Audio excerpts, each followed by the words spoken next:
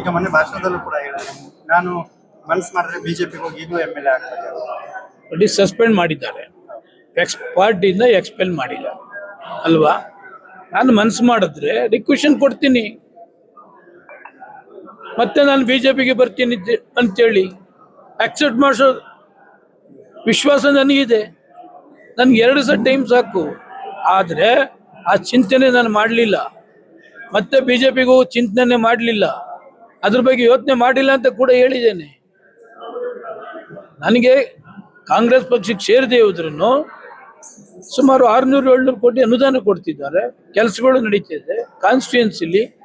ನನಗೆ ಪಾಲಿಟಿಕ್ಸ್ಗಿಂತ area development important. ನನಗೆ super speciality hospital 209 ಕೋಟಿ ಮಾಡ್ತಾ ಇದ್ದೀನಿ. ಮೇ ತಿಂಗಳಿಗೆ ಲೋಕ ಇದಾಗ್ತದೆ. 17 ಕೋಟಿ ಒಟ್ಟು ಡಯಾಲಿಸಿಸ್ ಕೇಂದ್ರ ಮಾಡಿಸಿದ್ದೀನಿ. 5 ಎಕರೆ ಸರ್ಕಾರಿ ಪ್ರಥಮ ದರ್ಜೆ ಕಾಲೇಜ್ಗೆ 22 ಕೋಟಿ ಕೇಳಿದ್ರು BDA-ನವರು. 1,20,00,000ಕ್ಕೆ ಉಪಮುಖ್ಯಮಂತ್ರಿಗಳು ಕೊಡಿಸಿದ್ದಾರೆ. 5 ಎಕರೆ ಕೊಡಿಸಿದ್ದಾರೆ.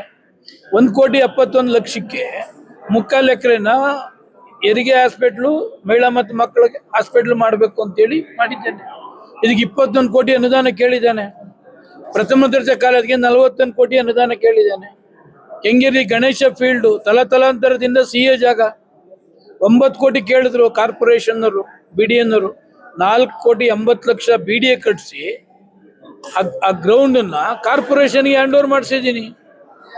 ನನ್ನ ಕ್ಷೇತ್ರದಲ್ಲಿ ಏನೆಲ್ಲ ಮೂಲಭೂತ ಸೌಕರ್ಯ ಬೇಕು, ಏನೆಲ್ಲ ಅನುಕೂಲ ಬೇಕು, ಅದನ್ನೆಲ್ಲ ಕೂಡ ಮಾಡ್ತಾ ಇದ್ದೇನೆ.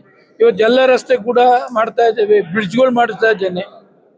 ಕೆಂಗೇರಿ ಉಪನಗರಿಗೆ ಬ್ರಿಡ್ಜು ಶಾರ್ಟೇಜ್ ಇದೆ ಅಂತೇಳಿ 20 ಕೋಟಿ ಉಪಮುಖ್ಯಮಂತ್ರಿಗಳಿಗೆಲ್ಲ ಅನೌನ್ಸ್ ಮಾಡಿಸಿದ್ದೇನೆ. ಏನೆಲ್ಲ ಡೆವಲಪ್ಮೆಂಟ್ ಬೇಕು ಅದನ್ನು ಪ್ರಾಮಾಣಿಕವಾಗಿ ಮಾಡ್ತೇನೆ. ನೀನು ಮಾಡಪ್ಪ, ನನ್ನ ಕಾಮೆಂಟ್ಸ್ ಮಾಡು. ಕಾಮೆಂಟ್ಸ್ ಮಾಡ್ತಕ್ಕಂಥದ್ದಕ್ಕೆ ನಂದೇನು ತಕರಾಲಿಲ್ಲ. ನನ್ನನ್ನು ಕ್ರಿಟಿಸೈಸ್ ಮಾಡಬಾರ್ದು ಅಂತಲೂ ಕೂಡ ನಾನು ಹೇಳೋದಿಲ್ಲ. ವಸ್ತುನಿಷ್ಠ ಮಾಡಿಸು. ನಾನೇನು ರೈತರ ವಿರುದ್ಧ ಏನಿಲ್ಲ. ಯಾರು ರೈತರು ಏನಾದರೂ ಬಂದು ನನ್ನ ಕೇಳಿದ್ರೆ ಅದನ್ನು ಅಸೆಂಬ್ಲಿ ನನಗೆ ವೇದಿಕೆ. ಈಗ ಅಸೆಂಬ್ಲಿ ಸೋಮವಾರ ಬಡ್ಜೆಟ್ ಮೇಲೆ ಭಾಷಣ ಮಾಡ್ತೀನಿ. ಈಗ ಅದರಲ್ಲಿ ನೈಸ್ದು ಬರ್ತದೆ, ಗಣಿಗಾರಿಕೆದು ಬರ್ತದೆ, ಡೆವಲಪ್ಮೆಂಟ್ ಬರ್ತದೆ, ಎಲ್ಲ ಬರ್ತದೆ. ಅದನ್ನು ನೀವು ಕ್ವಶನ್ ಮಾಡೋಕೆ ಮಾಡಿದ್ರೆ